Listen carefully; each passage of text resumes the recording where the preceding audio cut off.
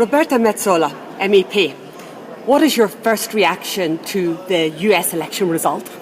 Well, we woke up to the news that we thought would be different when we went to sleep. This is the result of a democratic vote in the United States. It's time for us to start to see how the EU is going to build bridges with Donald Trump and argue for ever closer EU-United States relations. The answer is not more populism. The answer is let's make sure Europe is strong enough to handle such results and make sure that whatever we were guaranteeing for European citizens, our citizens will continue to be guaranteed under a new Trump era. You're a member of the US delegation of the European Parliament. What do you think is going to be the most difficult question? There's trade, there's security, there's also the environmental question. This is somebody who doesn't recognise climate change. What do you think is going to be the stickiest issue? Well, we woke up to see Trump's reaction, where there was already a big shift in the way he reacted and claimed victory after all the claims and the accusations and the promises he made during the campaign.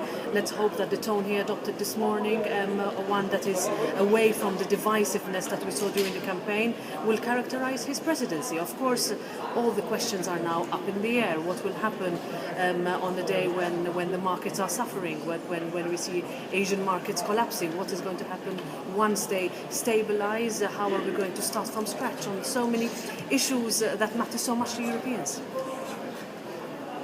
Finally, you're also a member of the Civil Liberties Committee. Trump has said a number of things that will be troubling to those who are in favour of civil liberties, religious tolerance. Are you concerned that he might act on some of the things that he said, for example, his anti-Muslim statements? Well, I think now is the time to adopt a wait-and-see approach. What we heard during the campaign, of course, are not encouraging. However, now is the time to double down on our values and make sure that we do not allow, or at least we argue against, the spread of even more populist sentiment across our continent. It is our responsibility. They also come from the centre parties in the European Parliament and across the European Union to make sure that we continue to be relevant for our citizens, to continue to be elected to office in our member states, and make sure that we do not go down the route of right-wing populism that we have unfortunately seen not only in the US but also on our continent. I remain hopeful. I remain optimistic that we can manage to ensure and reiterate our values, but now's the time also to see and understand once again, in the year that gave us Brexit, where the frustrations lie, where the anger lies with voters against political dynasty and against political elites. It is now the time for us to really start to listen. One of his points this morning is that he wants full employment for America, he wants growth. It's an anti-austerity message. Is this a message that Europe can learn from? Well, it's definitely a message that resonates with the voters.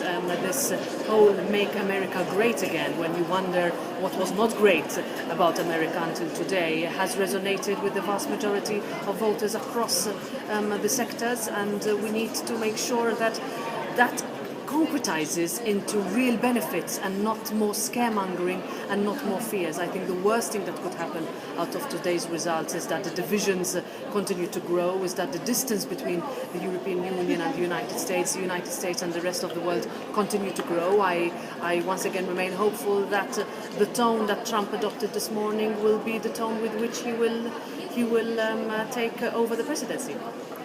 Is TTIP dead? Well, if it wasn't already, I think it's in pretty big trouble now.